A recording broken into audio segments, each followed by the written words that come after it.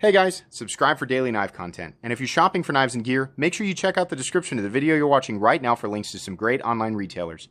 There's also individual links for knives that I personally recommend. Thanks!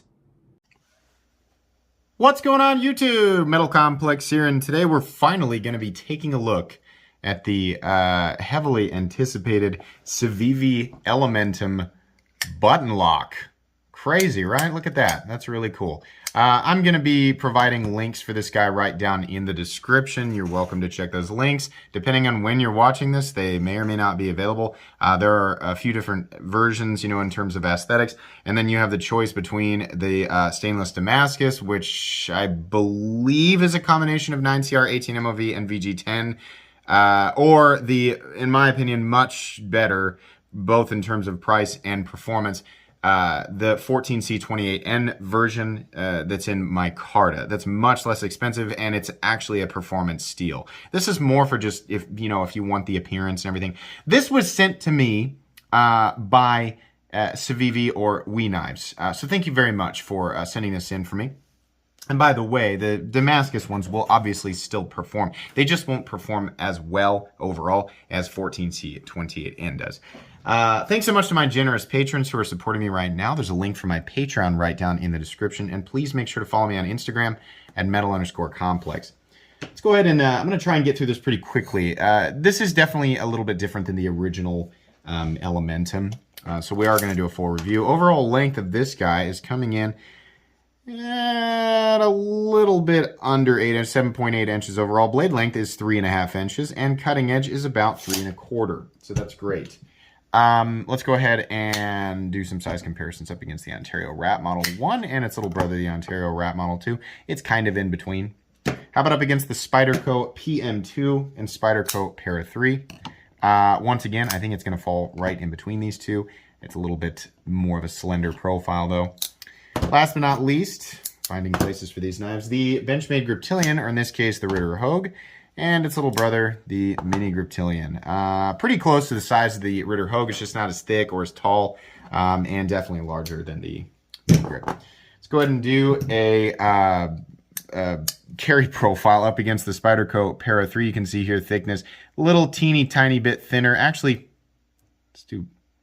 Yeah, it's reasonably, there's a reasonable amount of thinness versus the Para 3, so that's great. Carry profile is going to be fantastic up against the Spyderco PM2 and Para 3. Yeah, not super long, not super tall, right? It's not super thick. It's going to be an easy object to carry for most people. Let's go ahead and now let's do the hardware check. Do we need to? Yeah, we're going to do the hardware check. Get out my tools as per usual. Tools are inexpensive and very recommendable. You can find them right down in the description.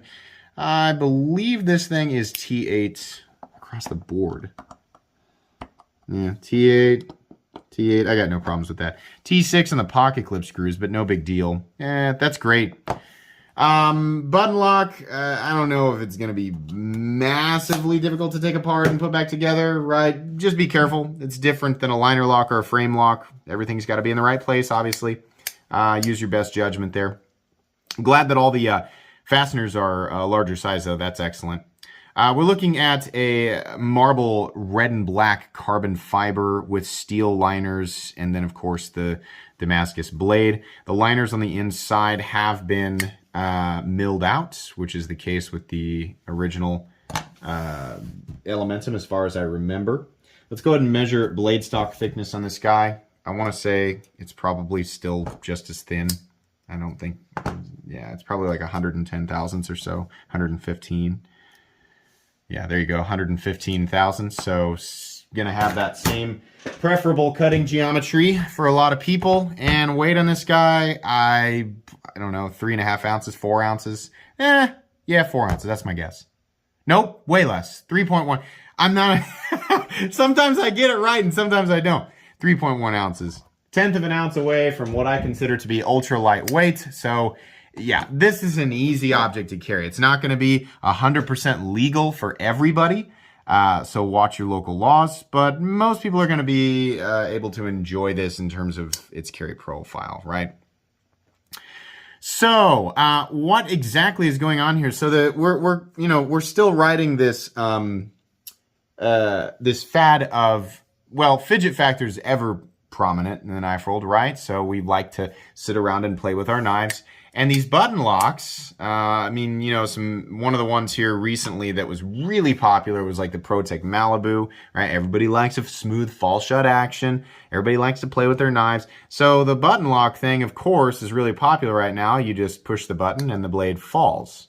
Now, with a lot of button locks, though, you have secondary means of you have an actual means of deployment other than whipping it out, right? On the Malibu, you have a flipper tab. Some other, you know, knives we've got like thumb stud thing or whatever. This knife doesn't have that. I mean, like if I'm gonna, you know, this is tip up only. So it's like as you pull it out of your pocket, it's gonna be pointed down. You can just push the button with your thumb, and then if you release it at the right, like if you just hold it down, it's never gonna lock. But if you let it go, then it locks out. So it's kind of one of those things where, like, if you're gonna sit here and play with it, you kind of learn to push and release the button at a certain time, so that if you just hold it, then the blade just swings around forever, right? But if you let it go at the right time, then it closes. You get it, right? I mean, I'm sure most people could guess that's how that works. It's cool. I have gotten to the point now, you know, the last time that I needed to do this to open a knife, right? I still cringe when I see people do it. When I see people go, they do this and then they go, ugh, ugh, ugh. I hate that. The last time I did that, I was probably a teenager. Knives nowadays are made, or at least good knives are made in a way where you do not need to use your wrist to deploy it. Once the detent is broken, or whatever is acting as the detent is broken, right, that friction, the blade can be deployed with the appropriate amount of force from your fingers. We don't need to whip them open. In fact, nowadays, a knife that needs to be whipped open is viewed as not a super high quality knife. People who exclusively rely on that movement to open their knives are generally viewed as people who have not experienced a knife that is made in a way that doesn't require that. But that's very snobby. So I don't know if I'm allowed to say that or not, but I did. Anyways, that's what this requires, is a little bit of movement, unless you're holding it upside down, in which case you can just push the button and it acts kind of like a gravity knife. Is it a gravity knife? Do we classify it that way? I don't really know. I honestly don't know. In some places, gravity knives, or knives that are determined as gravity knives, can get you in a lot of trouble. So I would research that, depending on your local area, like what is going to be labeled that way and what won't be.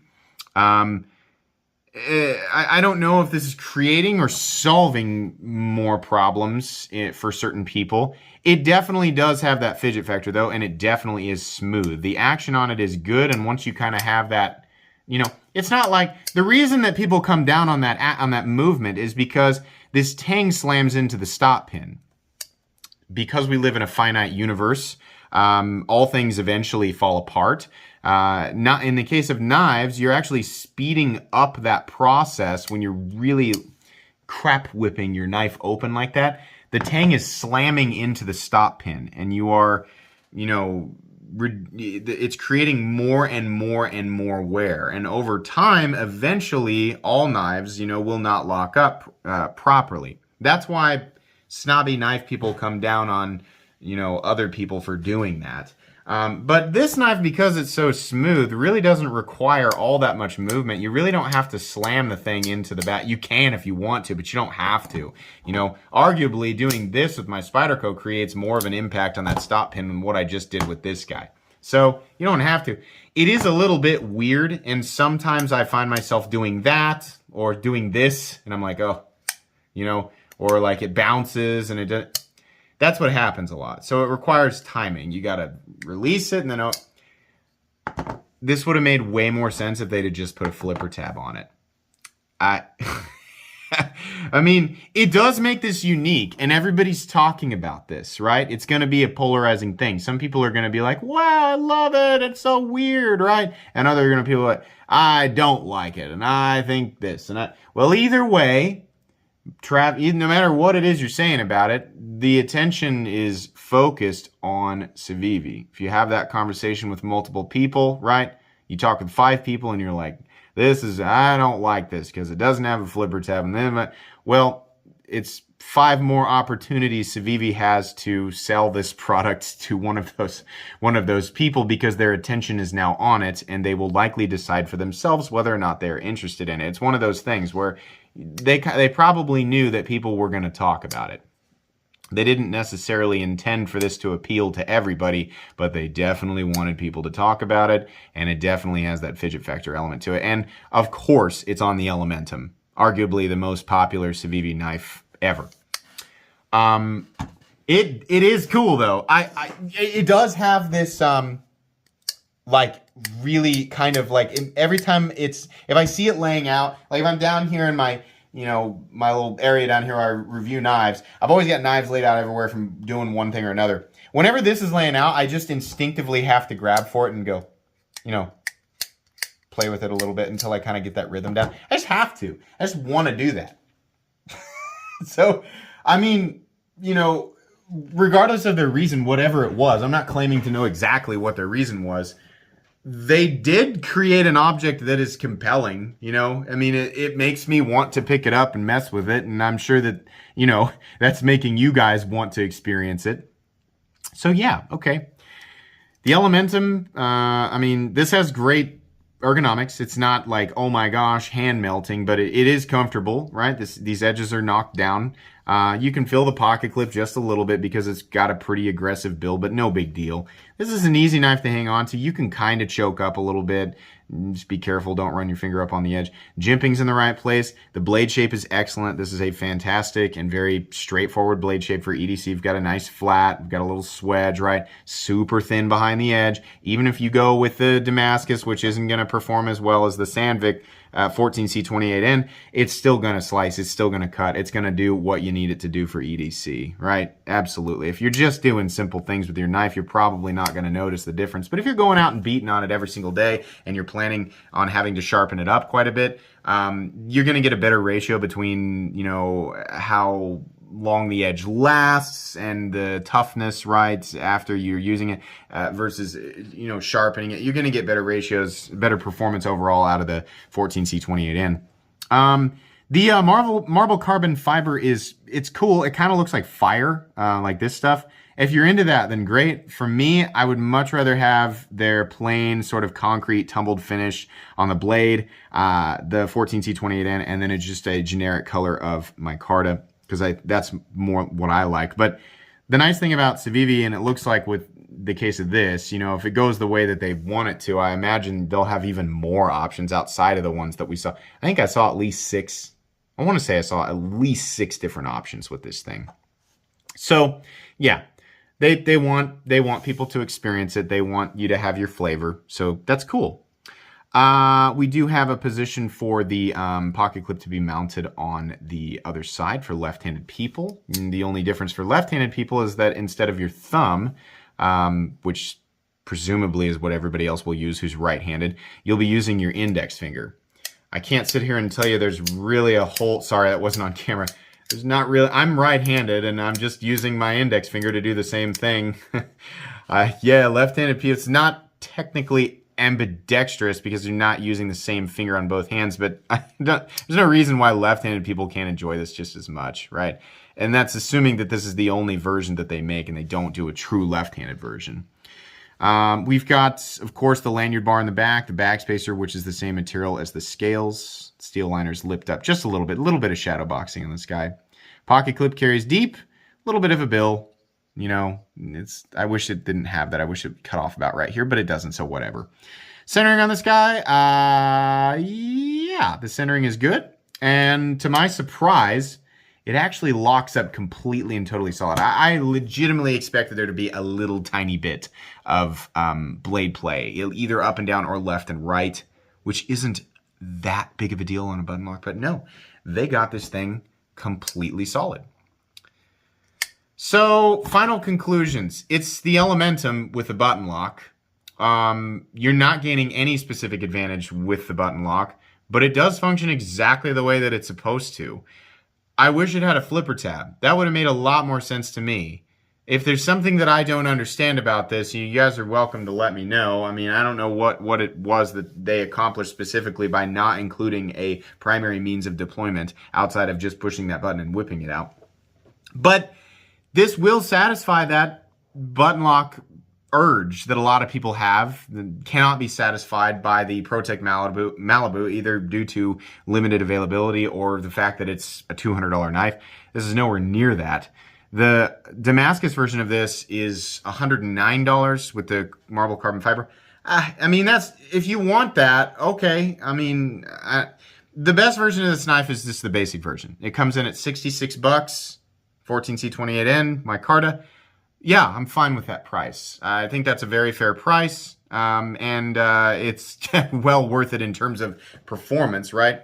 Are you paying a little extra for the button lock element? I think we're paying a little teeny tiny bit extra for both the button lock element and because it's the Elementum, right? They probably could have charged us $50 to $55 for this, but they're charging us $66, you know? That's fine. That's fine. So do I like it? I mean, yeah, it's cool. This is a recommendable knife. It's not, I'm not like, oh my gosh, I have to have. I was very intrigued with this for the longest time. So when Civivi reached out to me and said, do you want to check it out? I said, absolutely. Because it's, you know, it's the talk of the town. Everybody wants to know what the heck's going on with this thing. It's neat. I'm not going to go out of my way to buy the one that I want for myself. I think it's really cool, and some people are really going to love this. So if you are, you know, on the fence and you're thinking, should I pick this up? Yeah, if you're a button lock person and you don't mind the fact that it doesn't have a flipper tab or a thumb stud, then yeah, go for it. The quality's there and it's cool, and this is, it's weird. It's one of those, it kind of marks a certain time. You know, everybody's talking about this. Whether you love it or hate it, it kind of marks this specific point. I can picture myself 2 years from now going, you know, talking with somebody going, remember when Civivi did that weird like button lock Elementum? It's just gonna be a thing that we all remember, you know? Or maybe this will just blow up and it'll still be there in 2 years, you know? Either way. Yeah, this is a recommendable knife. It's cool. That's about the limitation of it. It's good. There's really nothing wrong with this thing. It's exactly what I expected it to be. I do appreciate we/Civivi for reaching out and sending this in for review. Like I said, there will be links right down in the description for you guys to check out if you're wanting to pick one of these up. Please make sure to follow me on Instagram at metal_complex. If you enjoyed this video, please leave a like. If you'd like to check out my other content, I do, of course, have lots of videos of knives that are either expensive or inexpensive that I do or don't like, so check those out. And if you enjoy all my content, go ahead and click on that Metal Complex logo right there and subscribe because there's definitely more coming. Thanks again for watching, everybody, and have a great day.